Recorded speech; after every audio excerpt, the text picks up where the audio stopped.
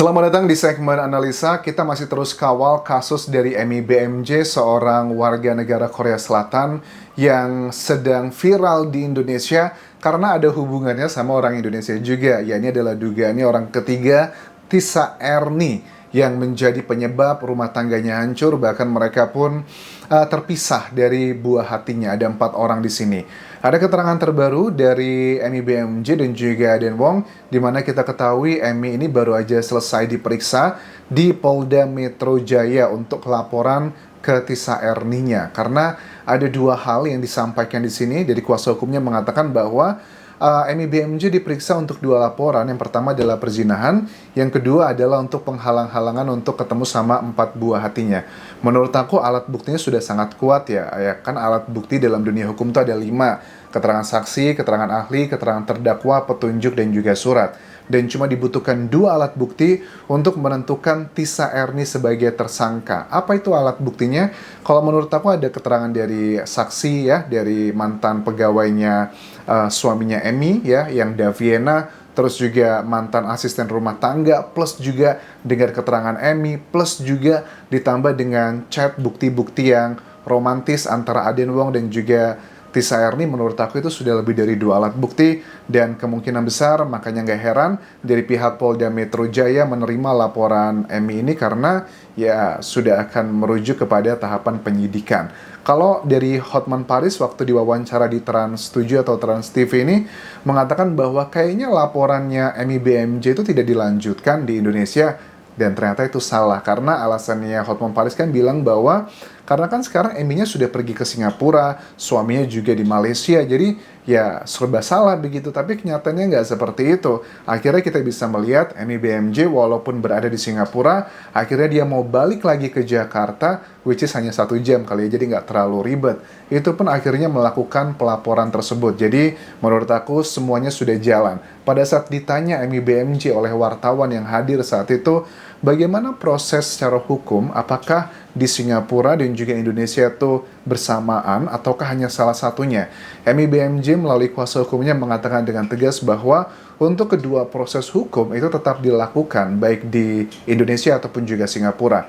Indonesia itu adalah melaporkan untuk Tisa Erninya, dan yang di Singapura adalah untuk melaporkan Aden Wongnya. Jadi dia mau mendapatkan hak asuh dari ke-4 buah hatinya tersebut. Karena jujur ya, aku ngelihat kenapa kasus ini viral di Indonesia, karena mungkin banyak perempuan Indonesia itu yang begitu relatable dengan kejadian ini. Karena angka fatherless ya, atau nggak punya bapak di Indonesia itu cukup tinggi teman-teman.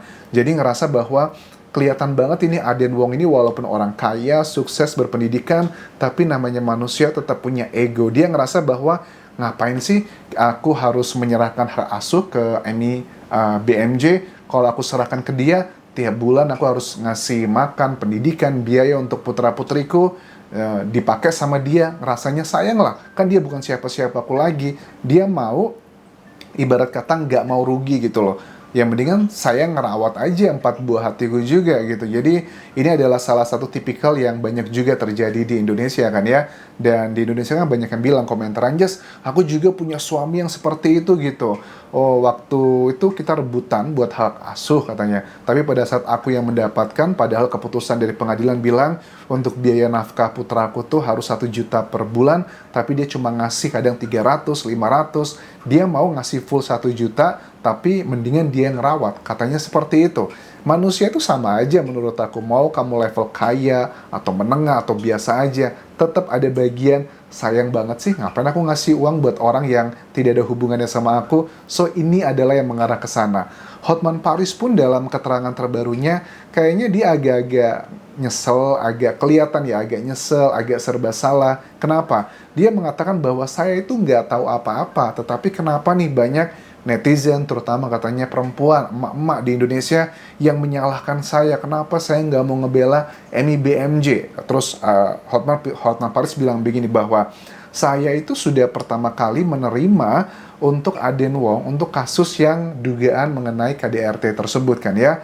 Dan saya nggak boleh dong pada saat Emi yang katanya waktu itu lagi mau melaporkan ke Kopi Joninya, ya pada saat saya tahu itu, saya sudah mendapatkan menandatangani mungkin adalah kesepakatan dengan Aden Wong yang nggak boleh saya menolak dia dan menerima Emmy, itu katanya akan melanggar kode etik. Dan kalau saya kedapatan melanggar kode etik tersebut sebagai pengacara, izin saya sebagai pengacara itu bisa dicabut. Makanya saya tetap membela Aden Wong.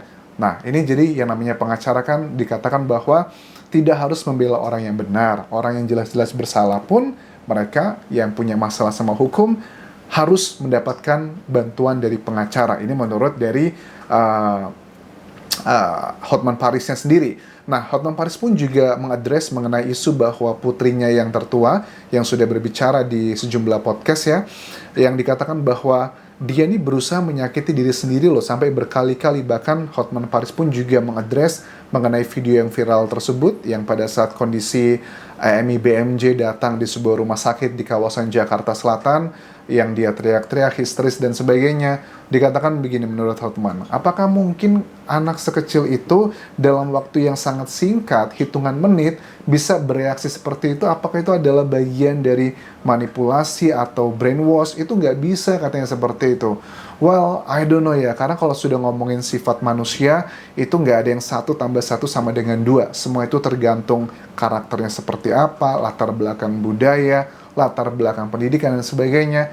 Ini nggak bisa dipungkiri teman-teman. Terus juga suaminya itu ngaku bahwa putrinya berusaha melakukan hal seperti itu beberapa kali dan dia baru mengetahui. Emmy sudah mengklarifikasi mengenai isu ini. Menurut Emmy, penyebabnya adalah bukan dirinya, tetapi penyebabnya adalah karena di sekolahnya. Ini dibuktikan, kata Emmy, adalah saya itu sudah mendapatkan surat panggilan dari sekolahnya putrinya tersebut untuk membahas mengenai isu ini, karena dari pihak sekolah dan beberapa temannya mengatakan kenapa putrinya itu melakukan hal seperti itu, tetapi untungnya nggak dalam, itu karena dia punya masalah hubungan di sekolahnya.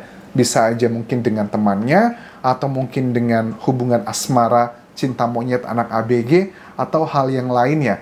Bahkan pada saat saya berusaha ngobrol dengan putri saya, dia bilang bahwa please, jangan kasih tahu ayah gitu, jangan kasih tahu bapaknya. Ya sudah, Emmy bilang ya udah nggak ngasih tahu, tapi please kalau ada apa-apa kamu nggak boleh seperti itu lagi, dan katanya mami akan siap mendengarkan cerita kamu.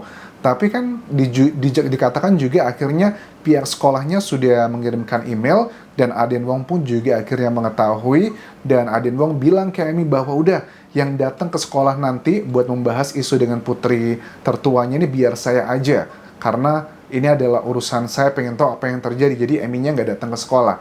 Ini bisa dibuktikan adalah dengan alat bukti email tersebut. Kita mau lihat nih dalam persidangan nanti di pengadilan Singapura pastinya, apakah isu tersebut benar atau tidak. Kan ada emailnya tuh, ada login. Apalagi kalau email kan jelas banget tuh kapan dikirimnya dari pihak sekolahnya, apa yang menjadi topik untuk pembicaraan di hari itu, meetingnya, itu kan clear. Kalau ternyata statement yang dikatakan oleh Emmy ini adalah benar, berarti artinya statement yang dikatakan putrinya dan juga dikuatkan dengan kuasa hukumnya adalah Hotman Paris dan juga suaminya, itu berarti adalah salah. Karena apa? Dalam dunia hukum kan untuk menentukan satu hal itu fakta kalau ada 2 alat bukti yang kuat.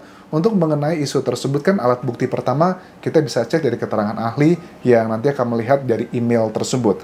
Apakah emailnya ini asli atau editan atau bukan, itu yang pertama. Yang kedua adalah ya dari Emmy. Emmy juga keterangan saksi di sini. 2 alat bukti ini sudah mengkategorikan ini sebagai fakta. Dan juga nanti sama ya, pihak yang mereka pun juga akan melihat kalau ternyata email tersebut tidak ada hubungan dengan peristiwa yang diklaim ini, itu adalah pertemuan meeting biasa, berarti Emmy yang berbohong. Kita lihat nanti perkembangannya seperti apa. Terus juga Hotman Paris bilang bahwa putra-putrinya Emmy itu nggak keurus banget katanya. Bahkan yang paling bayi aja itu botolnya, katanya botol susunya aja sampai sebegitu kotornya, nggak keurus. Menurut aku cukup janggal. Terlepas kita tahulah banyak isu yang mengenai hal tersebut sudah dibantah oleh Emmy. Kalau memang si Aden Wong ingin memberikan yang terbaik untuk bayi tersebut, dia ngerti, dia well educated ya. Tidak ada susu formula terbaik di dunia ini kalau dibandingkan dengan susu dari air ibu, air susu ibu. Jadi menurut aku terlalu mengada-ada, karena ini sih bukan mencari kebenaran menurut aku, tapi kayaknya Aden Wong ini sedang mencari pembenaran dari apa yang telah dia lakukan dengan Tisa Erni. Jadi biar kesannya dia nggak salah-salah amat begitu. Well, tipikal teman-teman yang bilang adalah narcissistic disorder, orang-orang yang narsis, itu karakternya seperti ini ya. Dia ngerasa bahwa dunia ini tuh berputar harus dengan dia sebagai sumber utamanya atau senternya. Jadi kalau orang lain yang bersalah, kalau kita yang bersalah, kita buat orang lain mereka yang ngerasa bersalah. So, Amy bilang suaminya adalah seorang manipulator yang luar biasa. Itu dulu yang bisa aku update mengenai kasus Amy BMJ.